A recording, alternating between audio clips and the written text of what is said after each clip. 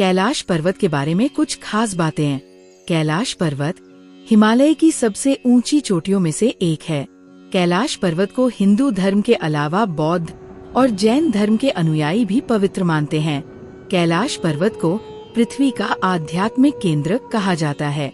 कैलाश पर्वत को लेकर कई मान्यताएं और कहानियां हैं।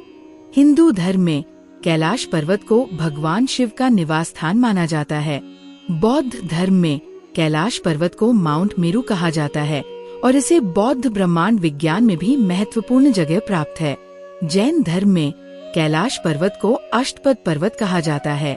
कैलाश पर्वत से निकलने वाली 4 नदियां सतलुज, ब्रह्मपुत्र, कर्नाली और सिंधु दुनिया को 4 भागों में बांटती है। कैलाश पर्वत के बारे में कहा जाता है कि ये कमल के आकार का है और 6 पर्वत श्रृंखलाओं के केंद्र में स्थित है। कैलाश पर्वत पर चढ़ने की आखिरी कोशिश साल 2001 में की गई थी। कैलाश पर्वत पर चढ़ना सख्त वर्जित है। इस तीर्थ को अष्टापद, गण पर्वत और रजत गिरी भी कहते हैं। कैलाश के बर्फ से आच्छादित 6,638 मीटर 21,778 फुट ऊंचे शिखर और उससे लगे मानसरोवर का ये तीर्थ है और इस प्रदेश को मानसखंड कहते हैं। पौराणिक कथाओं के अनुसार भगवान ऋषभदेव ने यही निर्वाण प्राप्त किया। श्री भरतेश्वर स्वामी मंगलेश्वर श्री ऋषभदेव भगवान के पुत्र भरत ने दिग्विजय के समय इस पर विजय प्राप्त की। पांडवों के दिग्विजय प्रयास के समय अर्जुन ने इस प्रदेश पर विजय प्राप्त किया था। युधिष्ठिर के राजसूय यज्ञ में इस प्रदेश के राजा ने उत्तम घोड़े, सोना, रत्न और याक के पूंछ के बने काले और सफेद चामर भेंट किए थे। इनके अतिरिक्त अन्य अनेक ऋषि मुनियों के यहाँ निवास करने का उल्लेख प्राप्त होता है। जैन धर्म में इस स्थान का बहुत महत्व है। इसी पर्वत पर श्री भरत स्वामी ने रत्नों के 72 जिनालय बनवाए थे। कैलाश पर्वतमाला कश्मीर से लेकर भूटान तक फैली हुई है और लाचू और झोंगचू के बीच कैलाश पर्वत है, जिसके उत्तरी शिखर का नाम कैलाश है। इस शिखर की आकृति विराट शिवलिंग की तरह है। पर्वतों से बने षोडशदल कमल के मध्य ये स्थित है। ये सदैव बर्फ से आच्छादित रहता है। इसकी परिक्रमा का महत्व कहा गया है। तिब्बती लामा लोग कैलाश मानसरोवर की 3 अथवा 13 परिक्रमा का महत्व मानते हैं और अनेक यात्री दंड प्रणिपात करने से एक जन्म का, 10 परिक्रमा करने से एक कल्प का पाप नष्ट हो जाता है।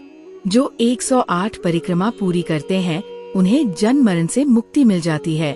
कैलाश मानसरोवर जाने के अनेक मार्ग हैं, किंतु उत्तराखंड के पिथौरागढ़ जिले के अस्कोट, धारचूला, खेत, गर्ब्यांग, कालापानी, लिपुलेख, खिंड, तकलाकोट होकर जाने वाला मार्ग अपेक्षाकृत सुगम है। 3 ये भाग 544 किलोमीटर 338 मील लंबा है और इसमें अनेक चढ़ाव उतार है।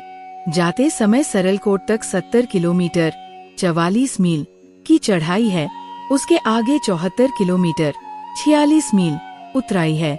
मार्ग में अनेक धर्मशाला और आश्रम है, जहां यात्रियों को ठहरने की सुविधा प्राप्त है। गर्व्यंग में आगे की यात्रा के निमित्त याक, खच्चर, कुली आदि मिलते हैं। तकलाकोट तिब्बत स्थित पहला ग्राम है, जहां प्रति वर्ष ज्येष्ठ से कार्तिक तक बड़ा बाजार लगता है। तकलाकोट से तारचेन जाने के मार्ग में मानसरोवर पड़ता है। कैलाश की परिक्रमा तारचेन से आरंभ होकर वहीं समाप्त होती है।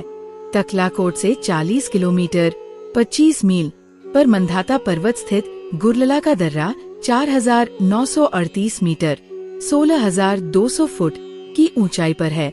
इसके मध्य में पहले बायरन और मानसरोवर और दायरन और राक्षस ताल है।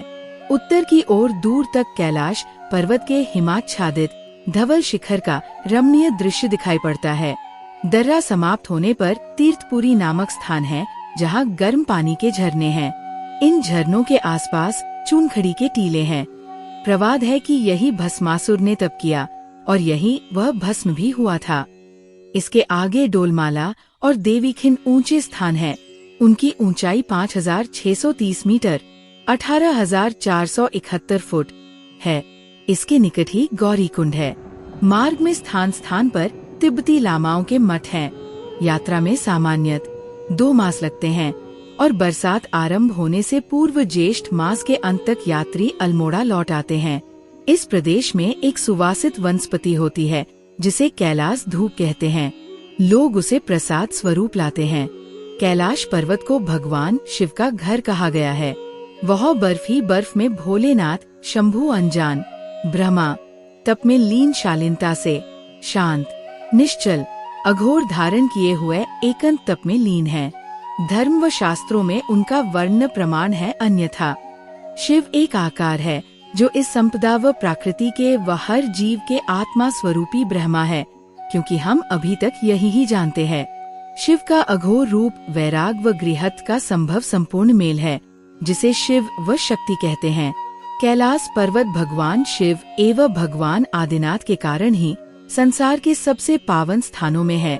कैलाश पर्वत के विषय में हमारे संस्कृत साहित्य के अनेकानेक काव्यों में वर्णन मिलता है, जैसे कि महाकवि माघ द्वारा रचित शिशुपाल वधम महाकाव्य के प्रथम सर्ग में वर्णन मिलता है।